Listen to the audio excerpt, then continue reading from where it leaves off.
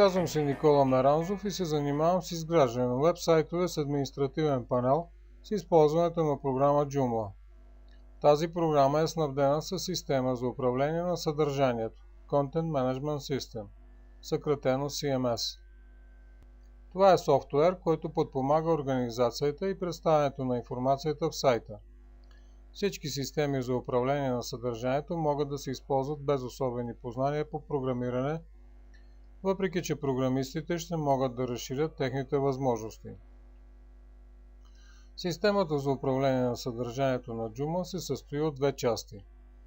Първо, приложение за управление на съдържанието, което позволява чрез административен панел да се организира или променя съдържанието на сайта.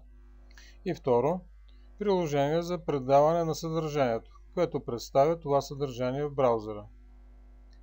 Едно от основните предназначения на системата за управление на съдържанието CMS е да се разпознават посетителите и тяхната степен на достъп до сайта. Системата за управление на съдържанието на Joomla се осъществява от база данни. Съдържанието се съхранява в определен файл на базата данни, вместо в HTML файлове. При работа с Joomla влизате в сайта, създавате и редактирате съдържанието на уебсайта, което след това се запомня в базата данни. Могат да се добавят форуми, интернет магазини, галерии, видео, аудио, YouTube, новини, контактни форми и всичко, което може да се програмира. Това са така наречените разширения Extensions, които или се съдържат в основния пакет на Joomla, или могат да се свалят от интернет и да се инсталират в програмата. Не е необходимо програмиране, за да се използва Joomla. Цялото управление е представено като диалогов интерфейс. Joomla е свободно достъпна програма, която се създава и развива от общност, с която можете да комуникирате чрез форума на Joomla. В това видеоръководство ще изградим уебсайт от самото начало в обем, който съм преценил, че е необходим за изграждането на един приличен сайт. Ще се занимаем с използването на темплейт, създаването и редактирането на съдържание, неговото организиране, навигация и инсталирането на различни разширения за увеличаване функционалността на сайта. Видеоръководството се предоставя във формата на zip файл, който се изпраща на клиента по интернет с помощта на програмата Skype. Полученият zip файл се разархивира. Кликваме с десен бутон и натискаме Extract Here.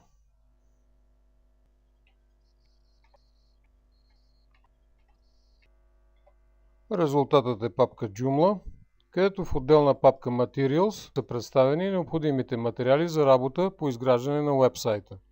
В папката Upload е дадена програма за архивиране на съдържанието на готовият уебсайт и FTP клиент файл Zilla, които можете да разучите и използвате при необходимост.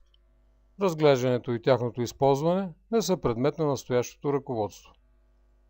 Формата за управление на видеото се предоставя във вид на меню, което се стартира от иконата Joomla. От него се избират съответните уроци, като със стрелките се придвижва надолу по менюто и нагоре. В видеоръководството са описани подробно следните основни моменти, които са достатъчни за изграждането на функционален уебсайт.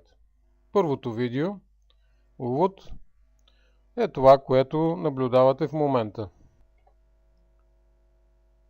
Второто видео, инсталиране на локален сървър, е описано инсталирането на локален сървър и системата Joomla. Локалният сървър е необходим за изграждане на уебсайтове офлайн. По този начин можете да пробвате различни модули и компоненти на Joomla, без да е необходимо да използвате реален сървър и домейн. В третото видео, инсталиране на Joomla, е изложено подробно инсталирането на Joomla 1.5 в домейн на реален сървър. Това се осъществява в контролният панел на сайта, чрез вградената програма Fantastico Deluxe. Подробно е описано първоначалното задаване на параметрите за инсталиране на Joomla 1.5 и влизането в административният панел. В следващото видео, административен панел и шаблон, е описана функционалността на административният панел, задаването на глобалната конфигурация на сайта, и зареждането на професионален шаблон, на базата на който ще се изгражда уебсайта. В петото видео схема на шаблона е разгледана структурата на професионалния шаблон JSN Epic Free. След това е представен начина на смяна на логото от контролния панел на сайта. Задаваме основните параметри на шаблона. Накрая задаваме началните параметри за вида на представяне на материалите в сайта. В следващите 4 видеоматериала е разгледано оформянето на началната страница на сайта. В шестото видео, начална страница първа част, се настройва разположението на логото от съответния CSS файл. След това съставяме първият материал както за сайта, така и за началната страница. Накрая инсталираме и модул за български език. В седмото видео, начална страница втора част, запълваме модули на шаблона с определени материали. В осмото видео, начална страница трета част, добавяме модул за регистрация и вход на потребителите в сайта. След това създаваме модул за гласуване по определени въпроси. В деветото видео, начална страница четвърта част, инсталираме видео с формат SWIF в модула на началната страница.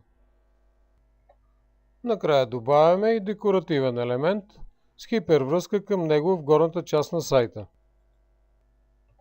В видео номер 10, меню и YouTube, започваме създаването на основното меню с падащи подменюта. Създаваме и нова рубрика с подменю, включваща клип от YouTube. В видео номер 11, аудио и видео, ще се заемем с инсталирането на аудиофайл с формат MP3 и видеофайл с формат FLV. Накрая вкарваме и хипервръзки в позиции от материала. В 12-то видео разглеждаме секции и категории, които са необходими за класифициране на различните материали. Създаваме и нова позиция в менюто с няколко подменюта. Нататък, в 13-то видео контакти RSS, съставяме и вкарваме в менюто формата за контакти. Накрая създаваме и отправка към системата RSS. В 14-то видео създаваме няколко фотогалерии.